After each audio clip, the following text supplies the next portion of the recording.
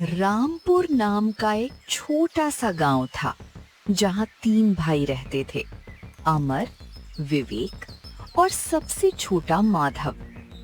तीनों भाइयों के पास एक छोटा सा खेत था जिस पर वे खेती करते थे।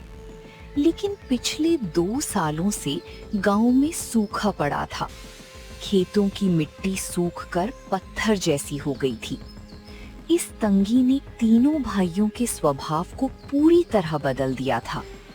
बड़ा भाई अमर लालच में दिन रात डूबा रहता और सोचता कि काश उसे कहीं छुपा हुआ खजाना मिल जाए। मंझला भाई विवेक अपनी किताबों में खोया रहता और गांव के सीधे साधे लोगों को गवार समझकर उनका मजाक उड़ाता। वहीं सबसे छोटा भाई माधव इस मुश्किल घड़ी में भी अपनी सूखी रोटी में से आधी रोटी गांव के भूखे जानवरों और बुजुर्गों को खिला देता था।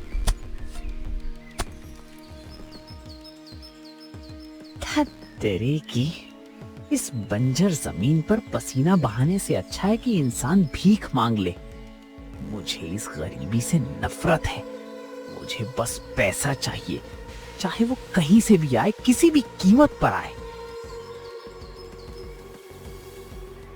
भैया, तुम शारीरिक मेहनत की बात करते हो जो मूर्ख लोग करते हैं। मेरी बुद्धिमानी देखो, मैंने शहर के शास्त्रों को पढ़ा है।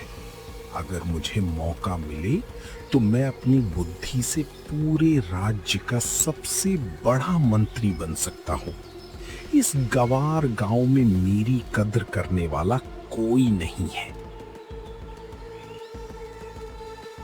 भैया, धरती माँ आज रूठी है तो कल मान भी जाएगी।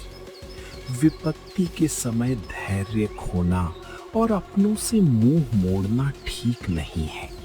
अगर हम मिलकर कुआं खोदें तो पानी जरूर निकलेगा। तू अपनी ये फालतू की सीख अपने पास रख माधव। मैंने सुना है कि नीलगिरी जंगल के पार जो बड़ा शहर है, वहां का राजा बहुत दानी है और वहां व्यापार के बड़े मौके हैं। मैं तो कल सुबह ही शहर के लिए निकल रहा हूं। मैं भी तुम्हारे साथ चलूंगा भैया। इस गवार भाई माधव के साथ रहकर मेरी बुद्धि भी जंग खा जाएगी। माधव जानता था कि नीलगिरी जंगल बहुत खतरनाक है, इसलिए वो अपने भाइयों को अकेला नहीं छोड़ सकता था। अगली सुबह तीनों भाई अपनी अपनी पोटली लेकर निकल पड़े। नीलगिरी जंगल में कदम रखती ही धूप गायब हो गई। पेड़ इतनी घनी थी कि दिन में भी रात का एहसास हो रहा था। चलती चलती दोपहर हो गई और तीनों रास्ता भटक गए। तभी अचानक उनके सामने एक बूढ़ी औरत आई जो लकड़ी की भारी गट्ठर के नीचे दबी जा रही थी और दर्द से कराह रही थी। बेटा, कोई है? जरा इस गट्ठर को उठाने में मेरी मदद कर दो। मेरे पैर कांप रहे हैं। बुढ़िया, हमारे पास फालतू का समय नहीं है। हमें शाम होने से पहले जंगल पार करना है। अगर तेरी मदद करनी बैठे तो रात को जंगली जानवर हमें खा जाएंगे। शास्त्रों में लिखा है कि अनजान लोगों पर भरोसा नहीं करना चाहिए। क्या पता ये कोई रूप बदलने वाली डायन हो। आगे चलो भैया। माई, आप चिंता मत करो, मैं इस गट्ठर को आपकी कुटिया तक पहुंचा दूंगा। माधव ने उस भारी गट्ठर को अपने कंधे पर उठा लिया और बूढ़ी औरत को सहारा देकर उसकी कुटिया तक पहुंचाया। जैसे ही वे कुटिया के पास पहुंचे, वो बूढ़ी औरत अचानक गायब हो गई और वहां रोशनी का एक बड़ा पुंज प्रकट हुआ। उस रोशनी से एक एक विशाल सोने की पत्तियों वाला पेड़ कल्प वृक्ष प्रकट हुआ। अमर और विवेक भी भागते हुए वहां पहुंच गए। मानवों, मैं तुम्हारी नीयत की परीक्षा ले रहा था। माधव इस परीक्षा में पास हुआ क्योंकि उसके दिल में दया है, लेकिन तुम दोनों के भीतर लालच और घमंड है। फिर भी जो मेरे द्वार पर आता है वो खाली हाथ नहीं जाता। मांगो, तुम्हें क्या चाहिए? हे प्रभु, मुझे सोने के सिक्कों से भरा एक ऐसा संदूक दे दो जिसमें से मैं जितना भी सोना निकालूं वो कभी खत्म ना हो। तथास्तु, ये संदूक लो, लेकिन याद रखना, धन का उपयोग अगर दूसरों को सताने के लिए किया तो ये राख बन जाएगा। मुझे धन की लालसा नहीं है। मुझे ऐसी अलौकिक बुद्धि और विद्या दे दो कि संसार का कोई भी विद्वान मुझसे शास्त्रार्थ में जीत ना सके। मैं सबसे श्रेष्ठ बनना चाहता हूं। तथास्तु, तुम्हारे पास परम ज्ञान होगा, लेकिन यदि ज्ञान में विनय यानी विनम्रता न हो तो वो ज्ञान स्वयं के विनाश का कारण बनता है। पुत्र माधव, अब तुम्हारी बारी है। तुम जो चाहो मांग सकते हो। हे जादुई वृक्ष, मुझे अपनी मेहनत पर भरोसा है। मुझे ऐसा कोई चमत्कार नहीं चाहिए जो मुझे आलसी बना दे। बस मुझे एक ऐसा आशीर्वाद दे कि मेरे पास जो भी हो उससे मैं भूखों का पेट भर सकूं और बीमारों का दर्द दूर कर सकूं। अद्भुत! ये लो एक जादुई थैला। इसमें तुम जब भी निस्वार्थ भाव से हाथ डालोगे, तुम्हें भूखों के लिए ताजा भोजन और असाध्य रोगों के लिए जड़ी बूटियां मिलेंगी।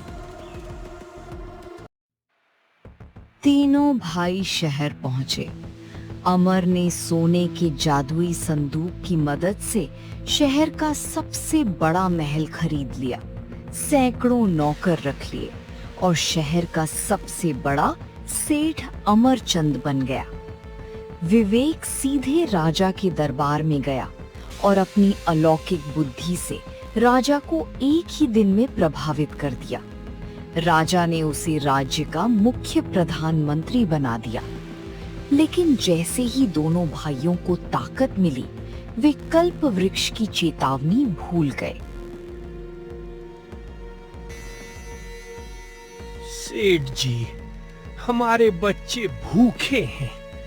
आपके पास तो अटूट धन है, जरा से कुछ सिक्के दे दीजिए। सैनिकों, इन भिखारियों को धक्के मारकर बाहर निकालो। ये मेरा महल है, कोई धर्मशाला नहीं। मेरा सोना सिर्फ मेरे ऐशो आराम के लिए है। महाराज, हमारी पड़ोसी राज्य पर हमला करने का यही सही समय है। भले ही हमारी हजारों सैनिक मारे जाएं, लेकिन इतिहास में आपका नाम अमर हो जाएगा।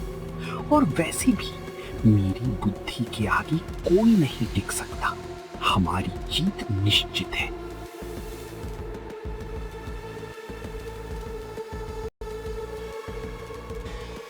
ठीक है प्रधानमंत्री, युद्ध की घोषणा कर दी जाए।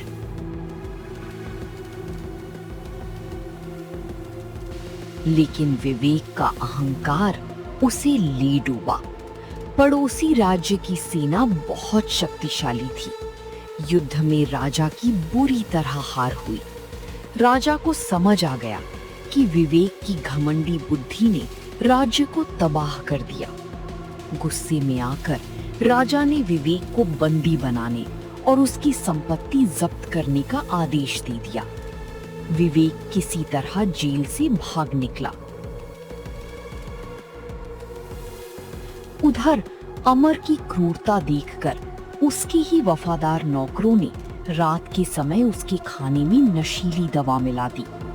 जब अमर बेहोश हो गया तो नौकरों ने जादुई संदूक चुराने की कोशिश की, लेकिन जैसे ही बुरे इरादे से उन्होंने संदूक को छुआ, कल्प वृक्ष के श्राप के कारण संदूक के सारे सिक्के पत्थर और कोयला बन गए। गुस्साई नौकरों ने अमर के महल में आग लगा दी और उसे पीट पीट कर अधमरा कर सड़क पर फेंक दिया।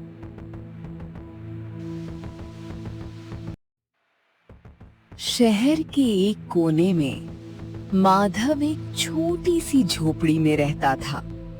वो दिन में लकड़ी काटता और शाम को अपने जादुई थैले से शहर के अनाथ बच्चों, भिखारियों और बीमारों को खाना और दवा बांटता था। लोग उसे देवदूत मानने लगे थे। एक रात जब तेज बारिश हो रही थी, माधव की कुटिया के दरवाजे पर किसी ने जोर जोर से दस्तक दी। माधव भाई, मुझे बचा लो। मेरे नौकरों ने मुझे लूट लिया। मेरा महल जल गया। मेरा सारा सोना पत्थर बन गया।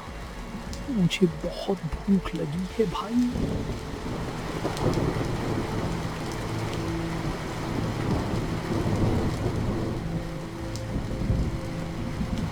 माधव, मेरा सारा ज्ञान, मेरी सारी बुद्धि धरी की धरी रह गई। मेरे अहंकार ने हजारों निर्दोष सैनिकों की जान ले ली और मुझे रास्ते का भिखारी बना दिया।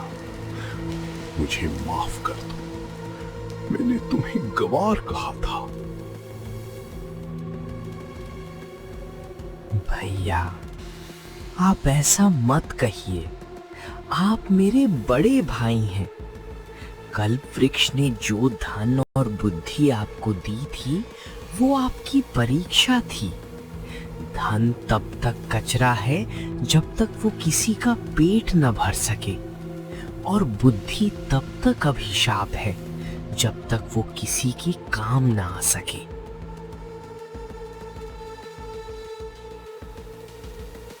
माधव ने तुरंत अपने जादुई थैले में हाथ डाला।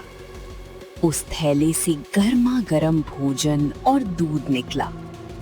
उसने अपने भाइयों को पेट भरकर खिलाया और अपनी जड़ी बूटियों से अमर के घावों को ठीक किया। अमर और विवेक चुपचाप अपने छोटे भाई को देख रहे थे, जिसके पास कोई आलीशान महल नहीं था, कोई मंत्री का पद नहीं था, लेकिन उसके चेहरे पर जो सुकून और शांति थी, वो दुनिया के किसी राजा के पास भी नहीं थी। अगले दिन तीनों भाई हमेशा के लिए शहर छोड़कर वापस अपने रामपुर गांव लौट आए। अमर और विवेक का हृदय परिवर्तन हो चुका था। अब वे माधव के साथ मिलकर खेतों में कड़ी मेहनत करते थे। माधव की जादुई थैली की मदद से उन्होंने गांव का सूखा दूर करने के लिए एक बड़ा कुआं और नहर बनवाई। धीरे धीरे रामपुर गांव फिर से हरा भरा और खुशहाल हो गया। अमर और विवेक अब कभी शॉर्टकट नहीं ढूंढते थे, क्योंकि वे जान चुकी थी कि ईमानदारी की कमाई में ही असली बरकत होती है।